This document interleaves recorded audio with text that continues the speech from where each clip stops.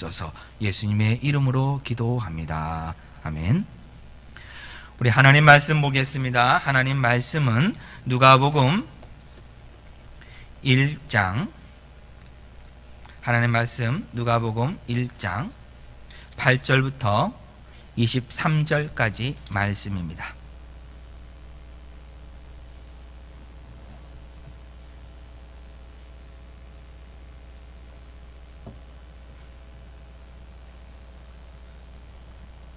하나님 말씀 누가복음 1장 8절부터 23절까지 말씀입니다. 유대왕 헤롯 때에 아비야 반열에 제사장 한 사람이 있었으니 이름은 사가라요 그의 아내는 아론의 자손이니 이름은 엘리사벳이라. 이 두 사람이 하나님 앞에 의인이니 주의 모든 계명과 규례대로 흠이 없이 행하더라.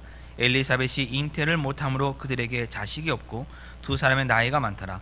마침 사가랴가 그 반열의 차례대로 하나님 앞에서 제장의 직무를 행할세 제장의 전례를 따라 제비를 뽑아 주의 성전에 들어가 분향하고 모든 백성은 그 분향하는 시간에 밖에서 기도하더니 주의 사자가 그에게 나타나 향단 우편에 선지라. 사가랴가 보고 놀라며 무서워하니 천사가 그에게 이르되 사가랴여 무서워하지 말라. 너의 간구함이 들린지라. 내 아내 엘리사벳이 내게 아들을 낳아 주리니 그 이름을 요한이라 하라. 너도 기뻐하고 즐거워할 것이요 많은 사람도 그의 태어남을 기뻐하리니 이는 그가 주 앞에 큰 자가 되며 포도주나 독한 술을 마시지 아니하며 모태로부터 성령의 충만함을 받아 이스라엘 자손을 주 곧 그들의 하나님께로 많이 돌아오게 하겠습니다. 그가 또 엘리야의 심령과 능력으로 주 앞에 먼저 와서 아버지의 마음을 자식에게 거스리는 자를 의인의 슬기에 돌아오게 하고 주를 위하여 세운 백성을 준비하리라. 사가랴가 천사에게 이르되 내가 이것을 어떻게 알리오? 내가 늙고 아내도 나이가 많으니이다. 천사가 대답하여 이르되 나는 하나님 앞에 서 있는 가브리엘이라. 이 좋은 소식을 전하여 내게 말하라고 보내심을 받았노라. 보라, 이 일이 되는 날까지 내가 말 못하는 자가 되어 능히 말을 못하리니 이는 내가 내 말을 믿지 아니함이거니와 때가 이르면 내 말이 이루어지리라 하더라. 백성들이 사가랴를 기다리며 그가 성전에서 지체함을 이상히 여기더라. 그가 나와서 그들에게 말을 못하니 백성들이 그가 성전 안에서 환상을 본 줄 알았더라. 그가 몸짓으로 뜻을 표시하며 그냥 말 못하는 대로 있더니 그 직무의 날이 다 되매 집으로 돌아가니라. 아멘. 이 사복음서 마태복음, 마가복음, 누가복음, 요한복음을 보면 모두가 예수님의 생애, 공생애가 시작되기 전에 침례 요한부터 이렇게 이야기를 합니다. 예수님의 공생애가 침례 요한에게 침례를 받으심으로 시작하고 있기 때문입니다. 그런데 이 누가는 침례 요한의 등장을 성인이 된 침례 요한부터 쓰고 있는 것이 아니라 침례 요한이 어떻게 출생하였는지부터 적고 있습니다. 우리가 한번 생각해 볼 것이 이겁니다. 지난주에 말씀드렸듯이 누가는 이방인입니다. 그리고 그 누가복음을 받고 있는 사람, 이 데오빌로 각하도 바로 이방인입니다. 이방인이 이방인에게 예수님에 관한 말씀을 기록해서 보내주고 있는데 침례 요한의 출생부터 기록하고 있다는 것은 우리가 좀 생각해 볼 필요가 있습니다.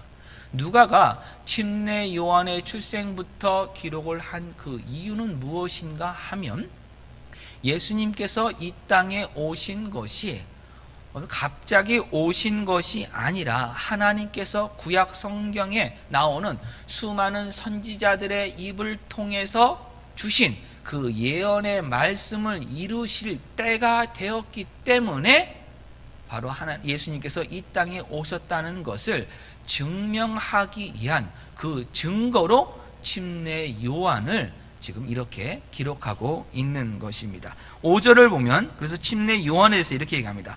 유대왕 헤롯 때라고 얘기합니다.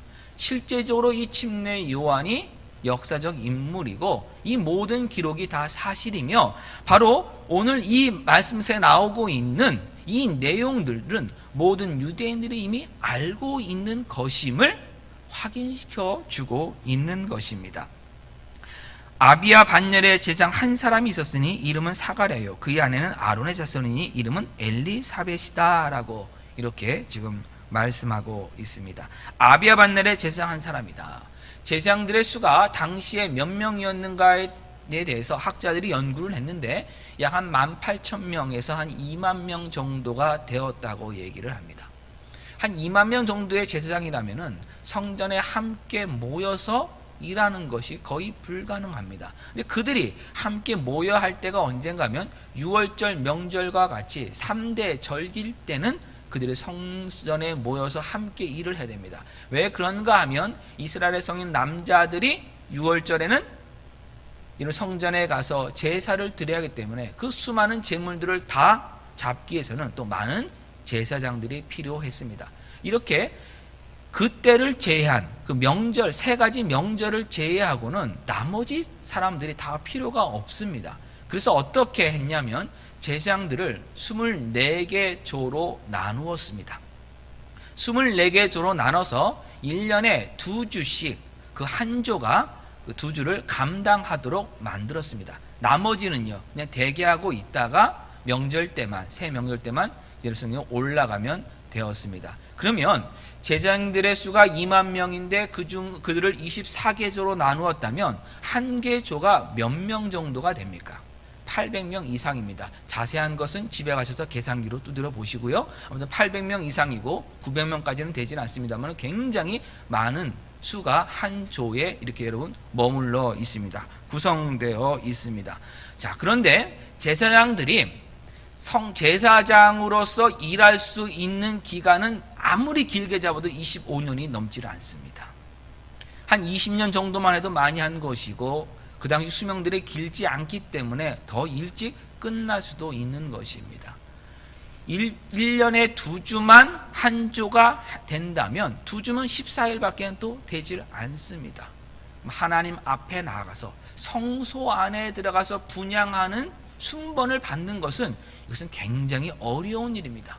어떻게 보면 평생토록 제사장으로 직무하는 평생토록 단 한 번도 분향단에다가 향을 드리는 그 일을 할 수 없을 수도 있는 것이 당시의 모습이었습니다. 그것을 보여주고 있는 것이 9절 말씀입니다. 제사장의 전례를 따라 제비를 뽑아 주의 성전에 들어가 분향하고 800명 정도가 왔기 때문에 그 중에서 누가 분향을 할 것인가, 오늘의 분향은 누가 할 것인가를 제비를 뽑아서 했다고 지금 성경이 우리에게 지금 알려주고 있습니다. 사가랴도 그래서 그날 제비가 뽑혔기 때문에 성소에 들어가서 분향단에 향을 놓습니다. 근데 분향을 하는데 분향단 오른편에 주의 천사가, 사자가 나타나서 서 있는 것을 보게 되었습니다. 이 사가랴가 이때 나이가 매우 많았다라고 또한 본인의 입으로 18절에 말하고 있습니다. 나이가 많았다는 것은 이제 은퇴가 얼마 남지 않은 것이고 아마도 사가랴 평생에 한 번 아니면 한두 번 정도밖에 되지 않은 극히 드문 일을 성소에 들어가서 하고 있을 그때입니다. 얼마나 긴장하며 들어갔겠습니까?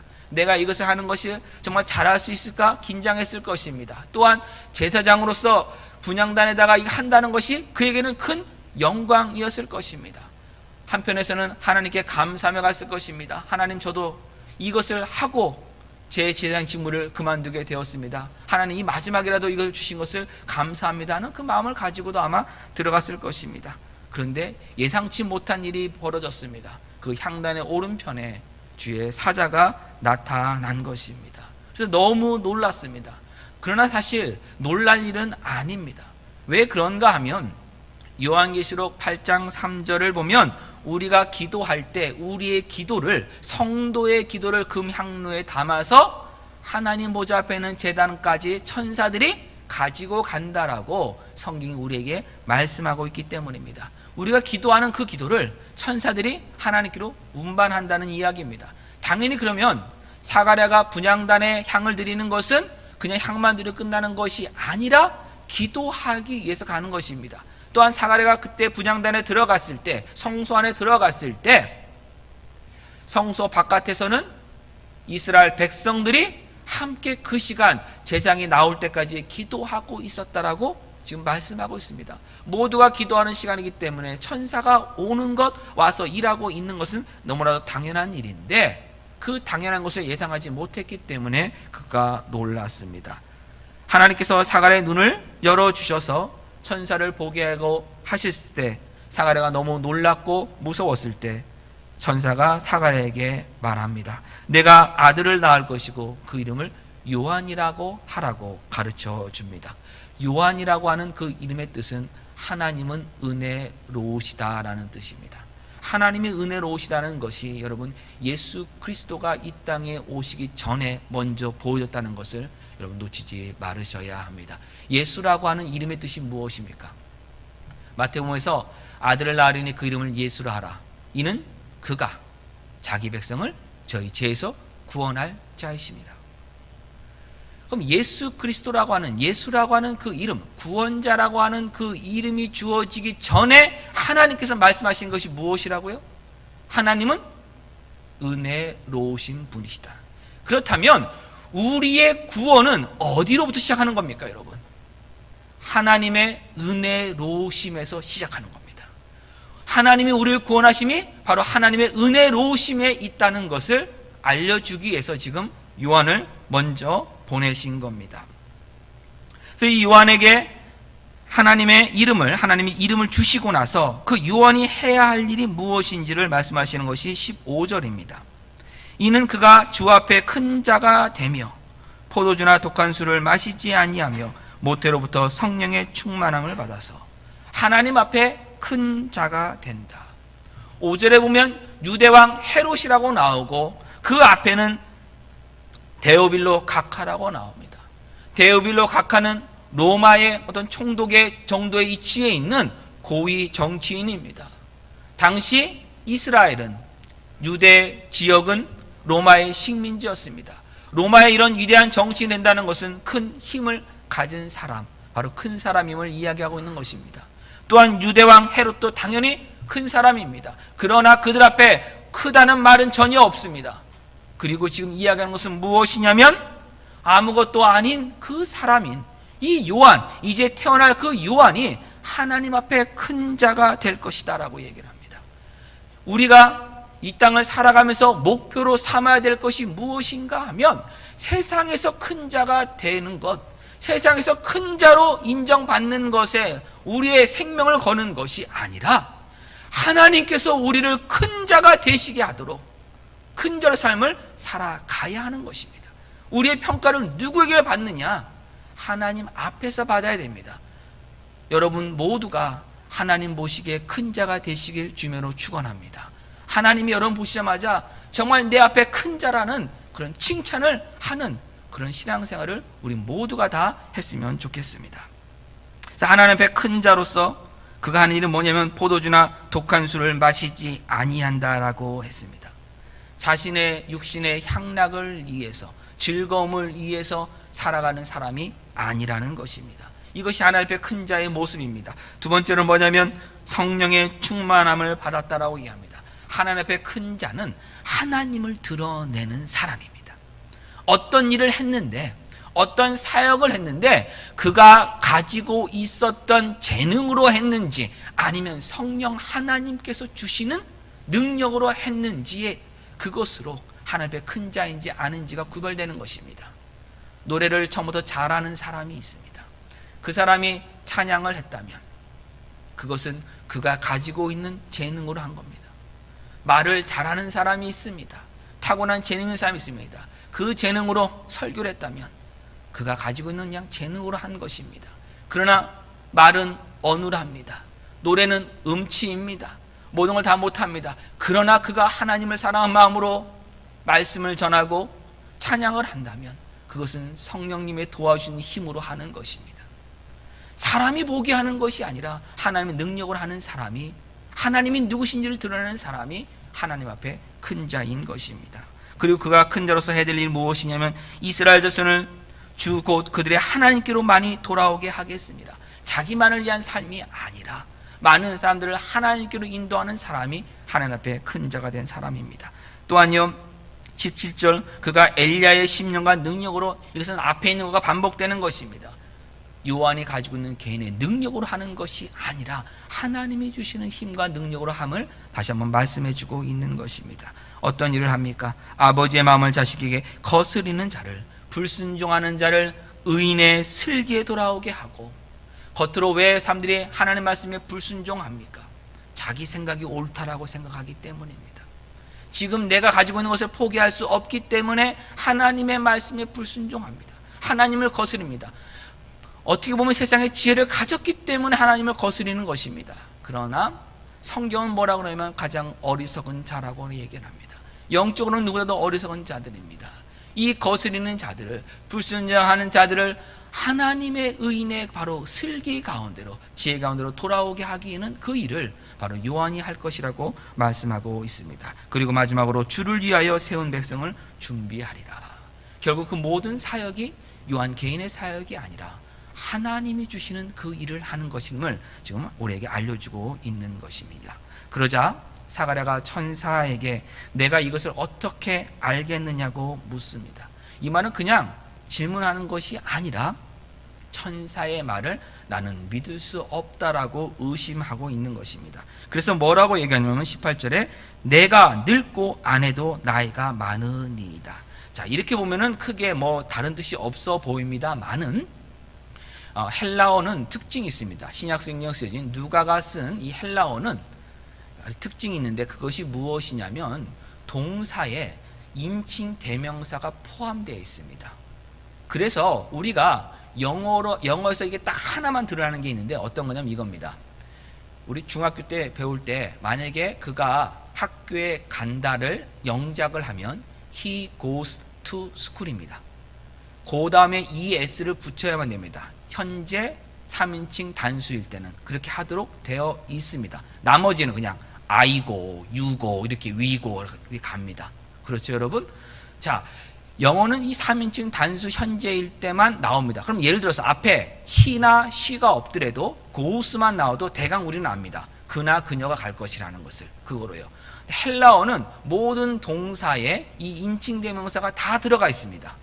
그렇기 때문에 굳이 내가 누구다 할 때는 내가라는 말을 쓸 필요가 없습니다. 너는 학생이다 얘기하면은 학생이다라는 말 쓰면 됩니다. 앞에 너는이라는 말은 쓸 필요가 없습니다. 쓸 필요가 없는데 썼다는 것은 강조한다는 겁니다.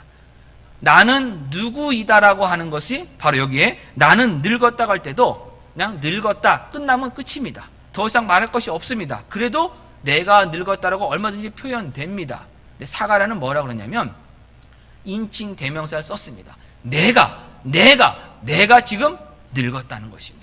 그렇게 이야기를 하고 있습니다. 이 말은 무엇이냐면 내가 늙었는데 어떻게 아들을 낳을 수 있겠냐고 의심하고 있는 것입니다. 그러자 19절에 천사가 얘기합니다. 나는 하나님 앞에 서 있는 가브리엘이라. 천사가 사가랴 한 그 말 그대로 합니다. 나는, 천사도 인칭 대명사 나를 사용합니다. 나는 가브리엘이다. 나도 가브리엘이다. 사가랴 한 그 말을 그대로 지금 사용하고 있는 것입니다. 그런데 차이점이 한 가지가 있습니다.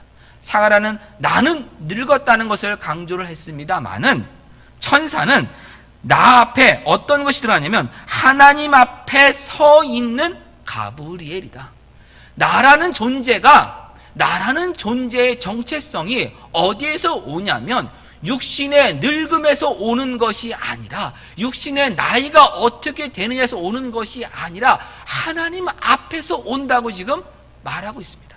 그러면서 또한 내게 말하라고 보내심을 받았노라. 나는 하나님으로부터 보내심을 받은 자, 하나님으로부터 사명을 받은 천사 가브리엘이다라고 자신을 말하고 있는 것입니다.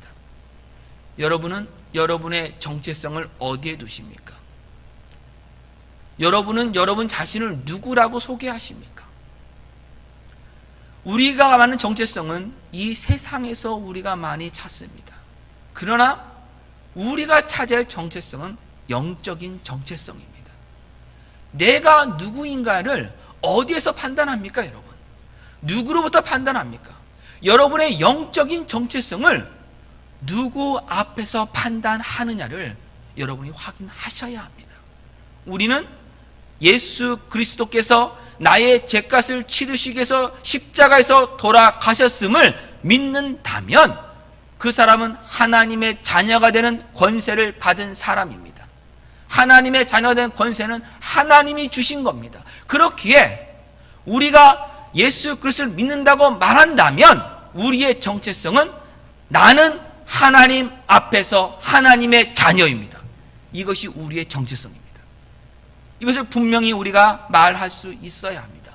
사가랴가 지금 무엇을 했냐면 하나님 앞에 서 있다고 성경이 이야기하고 있는데 그 정체성을 지금 놓쳐버린 것입니다. 그래서요, 여러분 6절 보시기 바랍니다. 이 두 사람이 어디 앞에서 의인입니까? 하나님 앞에서 의인입니다. 8절 보세요. 사가랴가 그 반열의 차례대로 어디 앞에 섭니까? 하나님 앞에 섭니다. 그의 모든 삶이 지금 하나님 앞에 있는 것인데 성경이 이야기하고 있는데 이때는 지금 하나님 앞에 자신이 있다는 것을 잊지 못합니다. 믿지 못합니다. 의심합니다. 그러면서 뭐만 바라본 것입니까? 자기 육신만 바라본 것입니다. 그리고 세상만 바라본 것입니다. 그래서 나는 늙었다라고 지금 이야기하고 있는 것입니다. 하나님께서 천사를 통해서 말씀해 주고 계신데 그것을 지금 믿지 못한 것입니다. 그래서 우리가 기억할 것이 바로 이것입니다. 여러분이 여러분의 정체성을 하나님 앞에서 반드시 찾으셔야 합니다. 나는 하나님 앞에서 누구다라는 그 고백을 할 수 있어야 합니다. 여러분, 하나님 앞에 죄인입니까? 하나님 앞에 의인입니까? 하나님 앞에 제 종으로 있습니까? 하나님 앞에 하나님 자녀로 있습니까? 그 정체성을 여러분이 확실하게 찾으셔야 합니다. 그것이 바로 우리가 신앙생활하는 바로 줄거리가 되는 가장 중심이 되는 일입니다. 사가랴가 지금 그 일을 하지 못했습니다. 하나님 말씀을 의심했습니다. 그 의심의 결과로 20절에 일이 일어납니다. 보라, 일이 되는 날까지 내가 말 못하는 자가 되어 능히 말을 못하리니 이는 내가 내 말을 믿지 아니함이거니와 때가 이르면 내 말이 이루어지리라 하더라. 의심의 결과로 요한이 태어날 때까지 너는 말을 할 수 없다, 없게 될 것이다 라고 이런 꾸중을 지금 듣고 있는 것입니다. 그러면 왜 그 수많은 벌들 중에서 의심을 하고 하나님 앞에 믿음을 다 보이지 못했을 때 그를 꾸짖는 수많은 방법 중에서 왜 말을 못하게 하는 것, 그것을 택했는가를 우리는 살펴봐야 됩니다. 그것도 앞으로 영원토록 말을 못하는 것이 아니라 언제까지요? 때가 이르러 하나님 주신 이 말씀, 요한이 태어날까는 그 말씀이 이루어진, 다시 말하면 요한이 출생하면 이제는 말을 할 수 있다는 겁니다. 그 짧은 기간 동안만 왜 말을 못하게 하느냐, 우리가 그것을 살펴봐야 합니다. 이것은 바로 그 당시의 영적인 그 시대를 침묵의 시기라고 말하고 있기 때문입니다. 침묵의 시기라고 하는 것은 무슨 말이냐 하면은 여러분, 유대인들이 보고 있는 히브리 성경책과 우리가 보고 있는 성경책과 구약 성경의 말씀의 내용은 같습니다만은 순서가 조금 다릅니다. 어떻게 다르냐면요, 우리 구약 성경의 제일 처음에 창세기입니다. 그렇죠? 창세기 출애굽기 나오는 모세 오경입니다. 이것은 유대인이나 우리가 보고 있는 성경이랑 똑같습니다. 그러나 구약 성경의 마지막은 다릅니다. 구약 성경의 마지막은 히브리어로 된 구약 성경은 역대하입니다. 역대하가 마지막이지만 헬라어로 된 성경책과 지금 우리가 보는 모든 성경책, 히브리어를 헬라어로 번역한 성경책과 지금 우리가 보는 영어 성경과 우리 한국어 성경의 마지막은 말라기라는 선지서입니다. 이 말라기 선지서가 이 맨 마지막인데 왜 마지막에 두었느냐 하면은 말라기 이후에는 하나님께서 선지자를 세워서 하나님의 말씀을 주시지 않았기 때문입니다. 그러니까 마지막 선지자의 이름이 말라기이기 때문에 우리가 구약 성경의 마지막에 이 말라기를 둔 것입니다. 그러면 말라기 선지자가 어느 시대 사람이냐면 주님 오시기 400년 이전 사람입니다. 약간 450년경에 활동했던 선지자인데 그 당시가 어떤 시대인가 하면 이스라엘 백성들이 하나님 말씀을 어기고 죄를 지었기 때문에 북왕국 이스라엘은 아시리아의 멸망을 당하게 되고 남왕국 유다는 바벨론의 멸망을 당하게 되면서 바벨론으로 유배를 떠나게 됩니다. 많은 사람들이 끌려가게 됩니다. 그러다가 70년 만에 바벨론 유수에서 돌아와서 성전을 짓기 시작합니다. 그것이 510년경에 일어난 일입니다. 수르바벨의 지도하에 우리가 그 사실은 에스라서에서 우리가 알 수 있습니다. 성전을 재건합니다. 재건을 했으면 여러분 한번 생각해 보세요. 우리 신앙에서 하나님께 죄를 집니다. 신앙이 없는 건 아닙니다. 하나님을 알고 있어요. 하나님을 알고 있고 믿고 있고 예수 믿는다고 얘기하는데 신앙생활을 제대로 하지 못해서 어떤 부정적인 일이 우리 가운데 일어납니다. 그러면 우리가 생각한 것이 뭐냐면 하나님께 나를 혼내주신다라고 우리가 생각을 하고 그때 하나님께로 다시 돌아갑니다. 돌아가서 하나님께 회개하고 하나님 잘못했습니다. 다시 이제 신앙생활 잘하겠습니다라고 고백을 하며 하나님 앞에 나아갑니다. 열심을 냅니다. 그럼 그 열심이 계속 갔습니까? 아니면 또다시 믿음이 또 떨어지게 되고 또 밖으로 나가게 됐다가 우리 보통 전문용어로 또 두드려 맞고 다시 돌아오고 이런 일이 반복됩니까? 후자인 경우가 훨씬 많지 않습니까? 지금 이스라엘 백성은 마찬가지입니다. 하나님 말씀을 잘 듣지 않았기 때문에 결국 유배까지 갔는데 하나님의 은혜 가운데 다시 돌아오게 해서 성전까지 새로 지어졌으면 정말 열심을 다해서 하나님을 사랑하는 삶을 살아가야 되는데 그렇지를 않았던 것입니다. 그럼 어떻게 했느냐?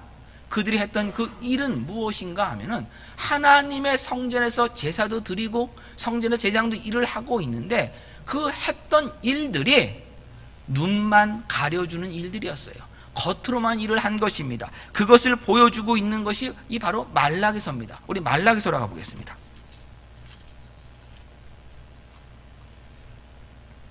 구약 성경 마지막 말라기 1장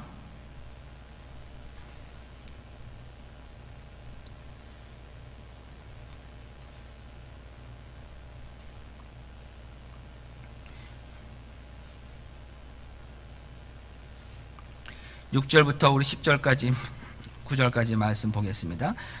말라기 1장 6절 내 이름을 멸시하는 제장들아 나 만군의 여호와가 너에게 이르기를 아들은 그 아버지를 종은 그 주인을 공경하나니 내가 아버지일진데 나를 공경함이 어디 있느냐 내가 주인일진데 나를 두려움이 어디 있느냐 하나 너희는 이르기를 우리가 어떻게 주의 이름을 멸시하였나이까 하는도다. 지금 하나님이 저와 여러분에게 묻고 있습니다.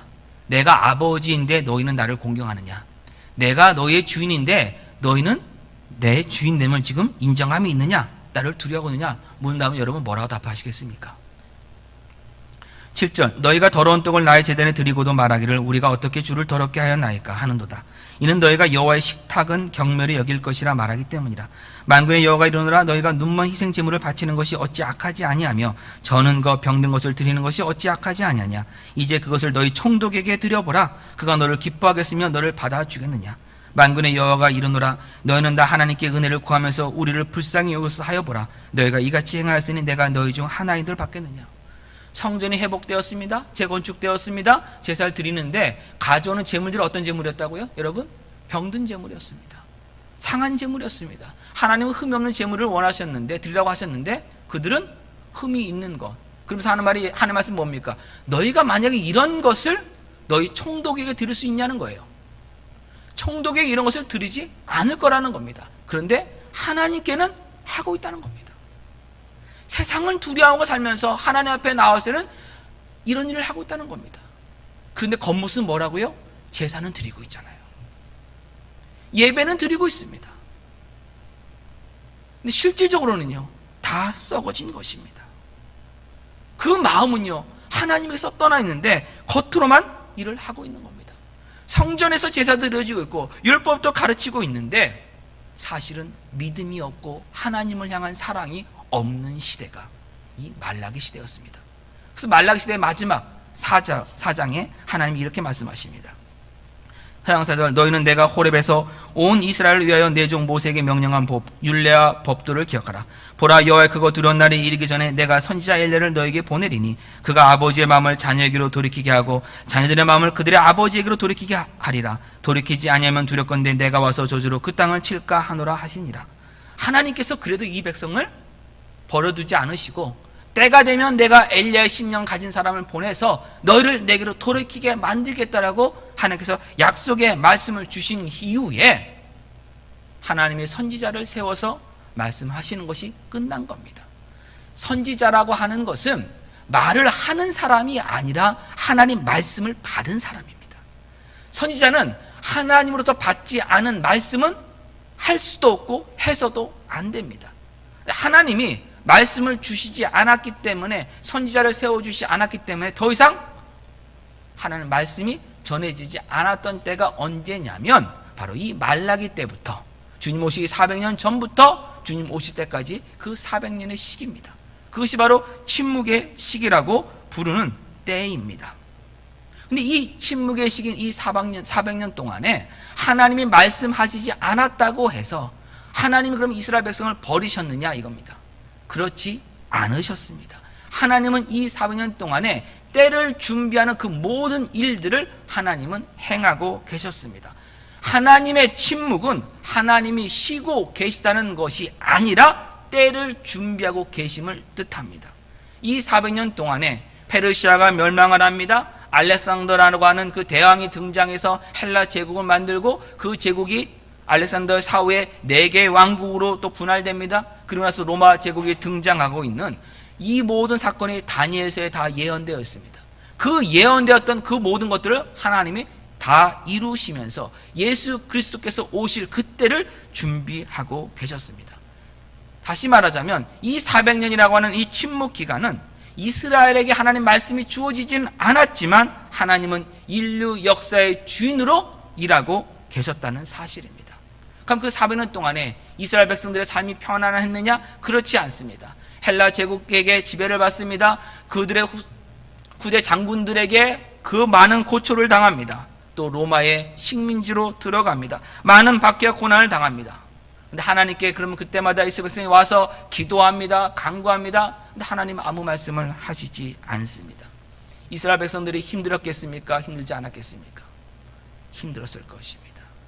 우리가 신앙생활하면서 많이 힘들어지는 것이 무엇입니까? 여러분, 신앙생활할 때 우리를 지치게 하는 것들 가운데 하나가 무엇인가 하면 하나님께 그렇게 기도하는데 하나님이 아무 말씀도 안 하실 때입니다. 차라리 때로는 하나님 노라고 빨리 말씀해 주시면 너무 좋겠어요. 그 마음으로 가는데 하나님은 아무 말씀도 안 하십니다. 그 하나님 아무 말씀 안 하시는 것은 무엇이냐면 때를 기다리라는 것입니다. 때를 기다리라고 하나님 말씀하실 때 얼마나 많이 힘듭니까? 요한의 출생은 지금 그것을 보여주고 있는 것입니다. 사가랴가 말을 못합니다. 침묵할 수밖에 없습니다. 그러나 그 침묵의 시기 가운데 어떤 일이 벌어집니까? 요한이 잉태됩니다. 요한이 뱃속에 생기게 되고 뱃속에서 자라게 되는 그 모든 10달의 과정이 이루어지는 것입니다. 겉으로는 하나님께서 말을 못하게 하셨지만, 그래서 아무 말도 밖으로 낼 수 없었지만 그 속에서는 하나님께서 일을 이루시고 계셨습니다. 바로 이스라엘 백성들의 삶도 마찬가지입니다. 400년 동안 수많은 일들이 있었습니다. 그때 하나님께 나가 부르짖었을 때 하나님이 침묵하시는 것처럼 보여졌지만 실제로는 하나님께서 이스라엘 백성들, 더 나아가 저와 여러분을 구원하시게 한 그 모든 길을 준비하고 계셨습니다. 하나님은 일하고 계셨습니다. 그것을 드러내주기 위해서 지금 바로 이 사가랴를 침묵 가운데 보내신 것입니다. 그래서 여러분, 하나님의 자녀라면 하나님의 영원하심 안에서 생각하고 움직여야 됩니다. 지금 당장 곧, 그것도 아니면 내 생전이 아니라 영원하심 안에서 그 가운데 하나님께서 일하시고 계시다는 것을 붙드셔야 합니다. 하나님이 400년 전에 말라기의 선지자를 통해서 엘리야의 10년 간자를 보내실 거라는 그것을 400년 후에 이루셨어요. 그 400년간 산 사람은 아무도 없습니다. 다 죽었습니다. 그 생전에는 이루어지지 않았습니다. 그러나 영원하신 하나님의 계획 안에서 그 일은 이루어졌습니다. 우리는 그것을 붙들어야 됩니다. 더 중요한 것이 있습니다. 지금 이 시간 우리가 하나님 앞에 있다는 사실과 하나님께서 일하고 계시다는 사실입니다. 그것을 우리는 붙들어야 합니다. 하나님이 지금 일하시고 계십니다. 하나님이 지금 일하시고 계십니다. 저와 여러분은 바로 그 일하시고 계시는 하나님 앞에 서 있습니다. 무엇으로 서 있습니까? 누구로 서 있습니까? 그 질문에 여러분은 응답하실 수 있어야 합니다. 그러면서 여러분 고백하셔야 됩니다. 하나님이 계획하신 때가 되면 하나님의 말씀은 하나님이 이루신다. 그것을 붙들고 살아가야 합니다. 사갈에 대한 기도의 응답으로 아들을 낳게 해주겠다고 13절은 말씀합니다. 사가랴의 나이가 많았으니 얼마나 오랜 세월 동안 기도를 했겠습니까? 근데 그때까지 기도의 응답이 없었습니다. 여러분도 저도 이런 경험들 많이 있습니다. 기도를 하면 할수록 하나님이 침묵으로 응답하시는 것을 많이 경험합니다. 나는 기도할 때마다 하나님이 다 주셨다. 기도 한두 번밖에 안 했기 때문에 그런 일을 이야기를 하는 겁니다. 기도를 많이 하면 할수록 침묵은 더 많아지는 것을 우리는 알게 됩니다. 그때 어떻게 해야 됩니까? 지치고 낙심하고 포기해야 됩니까? 아닙니다. 오늘 말씀 붙드십시오. 때가 이르면 하나님의 말씀 이루어집니다. 그거 붙드십시오. 영원하신 하나님, 영원하심 안에서 하나님 모든 것 온전하게 다 이루십니다. 그거 붙드십시오. 그것이 우리가 기도할 때 해야 하는 것입니다. 때를 결정하는 주권은 오직 하나님께만 있습니다. 예수님도 그래서 이 땅의 삶을 살아가실 때 때만큼은 다 하나님께 맡기셨습니다. 예수님 광야에서 40일 동안 금식하시고 세 가지 시험을 당하십니다. 첫 번째 시험이 무엇이었습니까? 네가 만약 하나님의 아들이거든 이 돌들로 명하여 떡덩이가 되게 하랍니다. 두 번째는 무엇이었습니까? 네가 만약 하나님의 아들이거든 높은 데서 뛰어내려보라는 것입니다. 하나님의 아들이심을 증명하는 겁니다. 그런 예수님 그 일을 하지 않으셨습니다. 이유는 뭡니까? 하나님의 때가 아니기 때문입니다. 하나님 때가 아니기 때문입니다. 베드로가 예수님에게 신앙 고백합니다. 주는 그리스도시요 살아계신 하나님의 아들이십니다. 그 고백이 있고 나서야 성경은 뭐라고 하냐면 마태복음 16장에 이때로부터 그 고백이 있은 후부터 예수께서 제자들에게 자신이 예루살렘에 올라가서 대제사장들과 서기관들에게 고난을 받고 죽임을 당하고 3일 만에 부활할 것임을 가르치셨다라고 얘기합니다. 그 전까지는요 예수님이 제자들에게 그 사실을 가르쳐주지 않으신 겁니다. 왜요? 아직 때가 아니기 때문입니다. 요한복음 보면 그런 말씀이 너무나도 많이 있습니다. 가나의 혼인잔치에서 물을 포도주로 만드시는 그 기적을 베푸실 때 예수님의 어머니가 예수님에게 묻습니다. 포도주가 떨어졌다. 예수님 뭐라 말씀하십니까? 내 때가 아직 아닙니다라고 얘기하십니다. 예수님은 모두 계속 내 때가 아니다 내 때가 아니다 계속 이 말씀하십니다. 나중에는 심지어 요한복음 16장에 가시면 보혜사 성령님을 보내주신다고 약속하시면서 성령님이 오셔야만이 이제 내가 너에게 이른 그 모든 말들을 다 이해하게 될 거라고 얘기합니다. 그래서 내가 지금 너에게 더 많은 것을 가르치지 않을 것이니 지금은 감당하지 못한다라고 얘기합니다. 아직 때가 되지 않았다는 것입니다. 예수님이 하신 그 모든 일들은 하나님의 때에 맞춰서 일하셨고 하나님의 때에 순종하셨습니다. 내 것을 먼저 증명하는 것이 옳지 않다는 것입니다. 심지어 그래서 예수님을 돌로 죽이려고 하는 사람들이 있었습니다. 예수님은 어차피 죽으실 거 아닙니까? 저와 여러분을 대신해서 죽으실 거 아닙니까 여러분? 그러면 빨리 죽고 빨리 부활하는 게 낫지 않습니까? 그런 생각 안 해보셨습니까?